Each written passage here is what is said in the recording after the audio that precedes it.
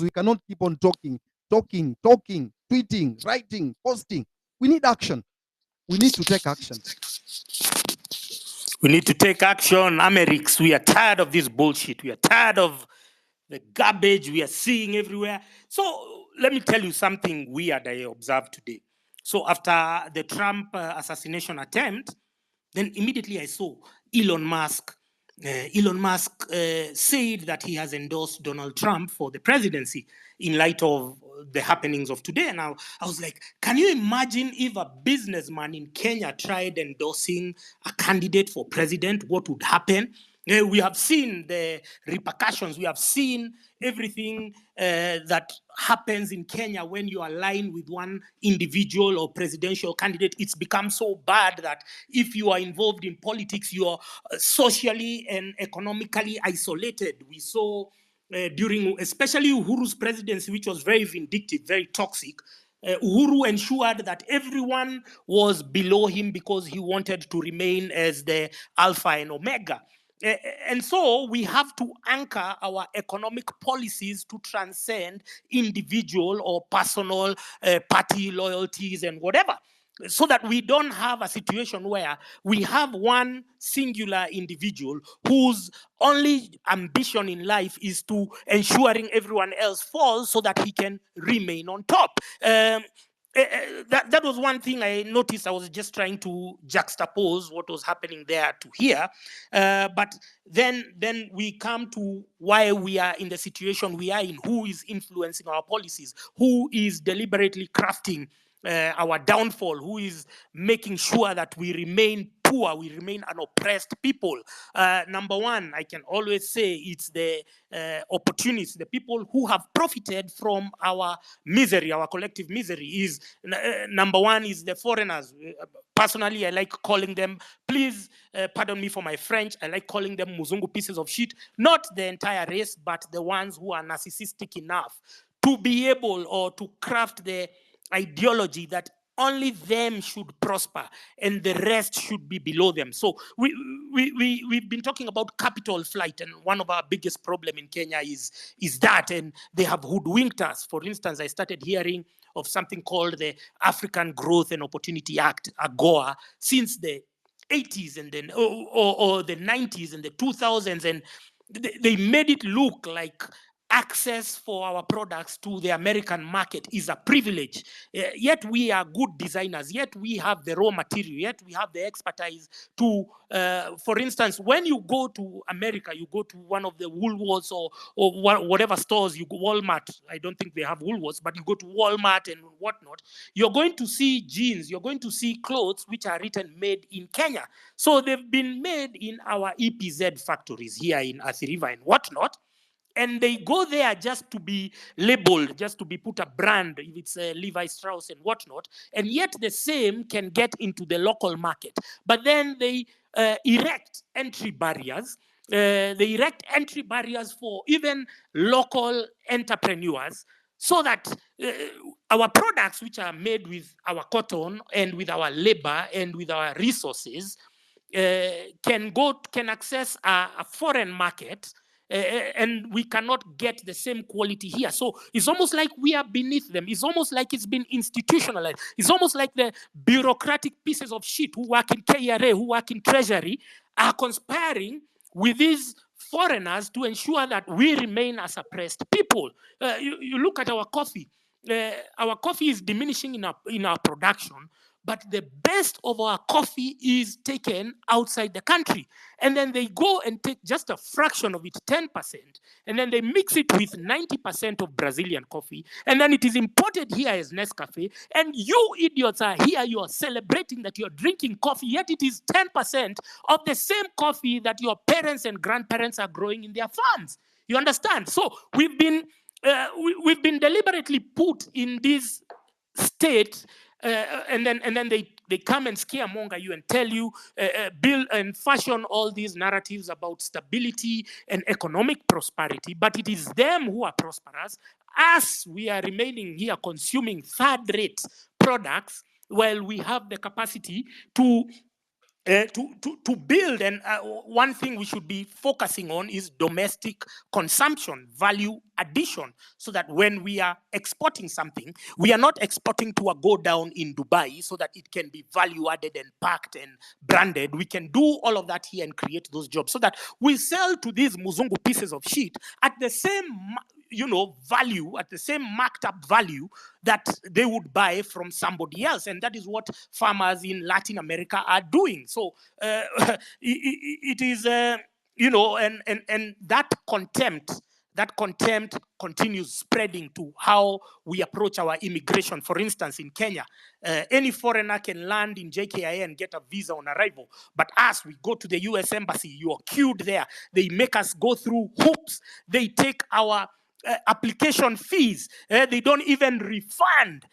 Which is why I was saying the other place we should be occupying is occupying US Embassy. Because how do they charge $200 for an application?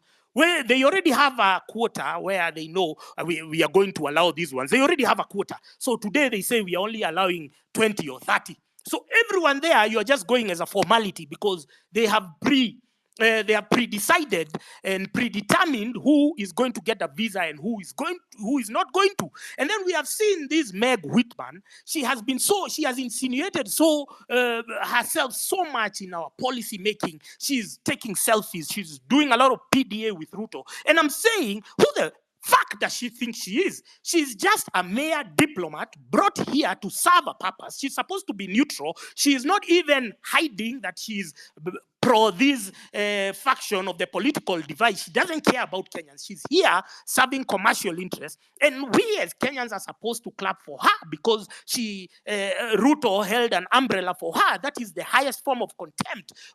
We are here because of colonialism. These are the offshoots of colonialism in the 60s and the 70s, and we still find ourselves in the age of the Aquarius. We are still complying with such nonsensical PR stunts. So if we are saying occupy everywhere, we also include occupy US Embassy, because number one, they have enabled this rogue regime. They have facilitated all these things you're seeing, the murders and the genocide and the massacres in Githurai and Rongai. But over and above that, they have implemented, because we have a weak Ministry of Foreign Affairs, they have implemented some immigration policy where Kenyans are made to feel as if we are going to beg for visas. You should make those decisions earlier, so that if you're not going to give somebody a visa, you're going to refund 75% of the educational or of the applicational fees. And I think everyone, we are on board with that.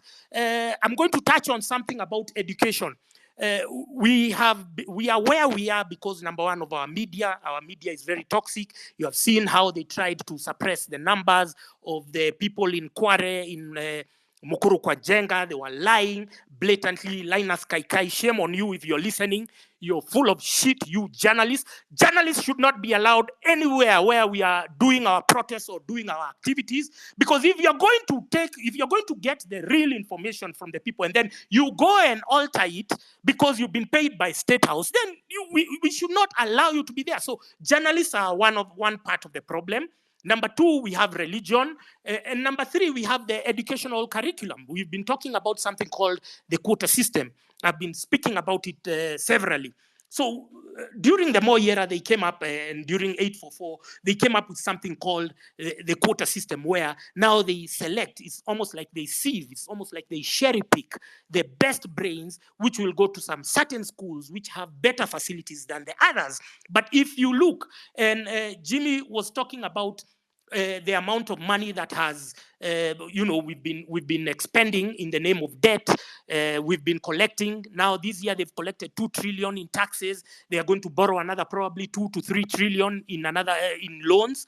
But we are not seeing anything on the ground. The counties are not building anything. So the quota system, and there is this misconception that the government built Alliance School or the government built Mangu High School. No, the schools were started and they were donated by colonialists. They were donated by the colonialists because they had grabbed our land.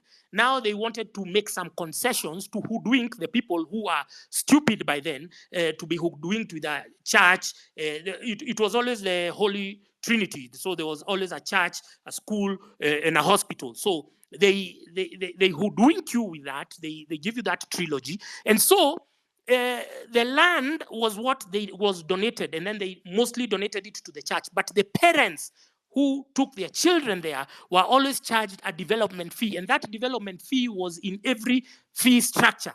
And that is what was used to build the schools. Over and above that, there used to be harambes. So there is nobody who can claim that the government has ever built any school. But why do we find ourselves with this so-called capitation? And again, I repeat that you idiots who are saying that Matiang'i should be president, you need to understand that they allocated hundreds of billions of shillings over 10 years to go to capitation, money that should have gone to build schools instead. So that instead of converting social amenities like halls into or dining rooms or whatever, instead of converting them into boarding facilities, then we would have expanded the educational facilities and educational access. I give you another example. There's this saying that the closest school is the best school. So instead of having a boarding school where I saw there's a lady called Karibi who sings, and her son got an accident when he was leaving Chavakali coming back to Nairobi. Why are we subjecting students to these long journeys to go to school? What we should be doing, the closest school is the best school. Like now Nairobi, all the schools were amazing if you look at Upper Hill and whatever, but because subsequent boards, subsequent management, subsequent counties neglected them, so the schools have reduced and fallen in stature and in their quality of education they provide. But they were high-end schools if you look at them today. But even Kibera Olympic, it used to lead in the KCPE results. So what we need is not now to come up with more entry barriers under the guise of quota system and whatnot. Every county, every CDF, every constituency receives no less than 110 million per year. The cost of building a school is 10 million.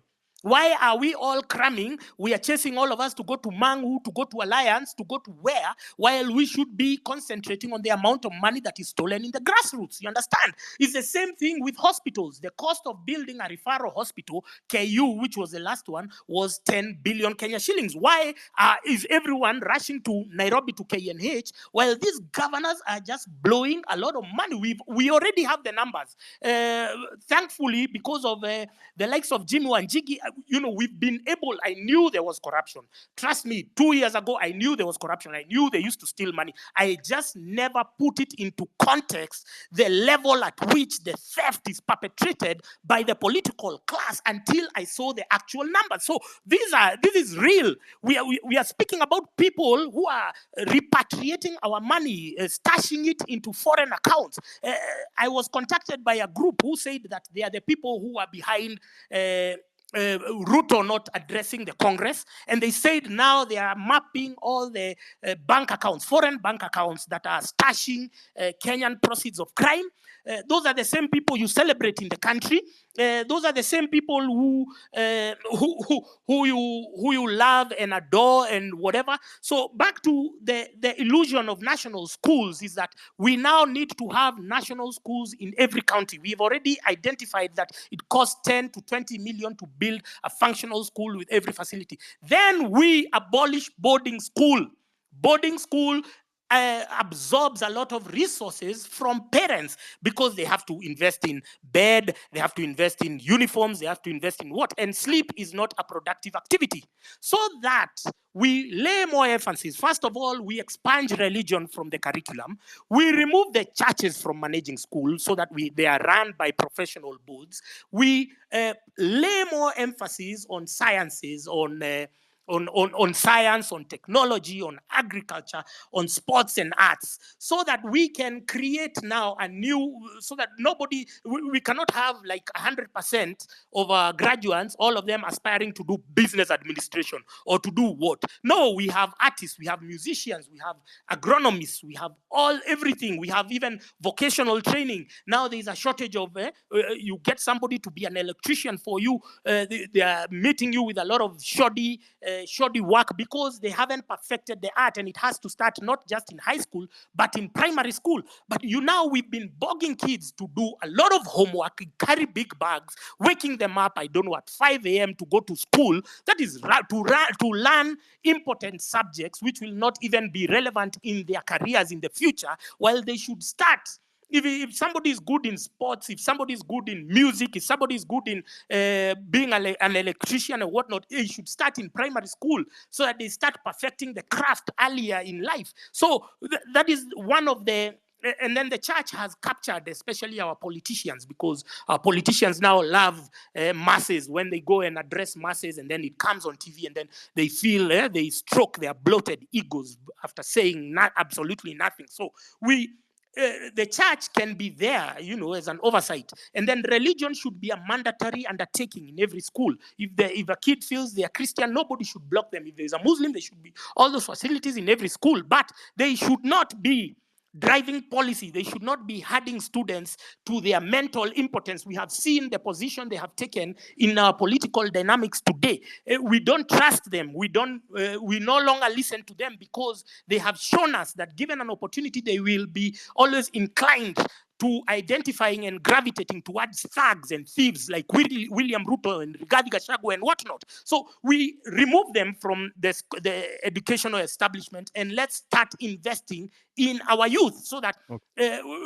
Sorry, Amerix, how much longer? How much longer? 1 minute. 1 minute. Okay. So we expunged religion from the curriculum because this CBC was an imposition of Fred Matiang'i and Uhuru and God knows who else. We don't know whether there was public participation, but even if there was, we have come to understand that public participation in Kenya is a formality. It's just done, for the cameras. But now let's be intentional. And even as we are talking about overhauling the political and economic structure, let every sector contribute in a way. You already know the challenges that affect you in your, whether it's in industry, whether it's in agriculture, so that we have one harmonized document to overhaul our economic blueprint, so that we build a new one, we anchor it to the constitution, so that in future, one president cannot wake up and say, oh, because I hate Jimmy Wanjigi, I used to love him, he's my friend, let me go rock up to his house and raid him when his family is there. We don't want to see such scenes again, and they will only be a figment of our imagination. They will only be a distant past if our reforms are intentional, if they are deliberate, and if they are forthright, and if we are all committed to the same particular process. Thank you very much, Amerix, for having me. Thank you very much.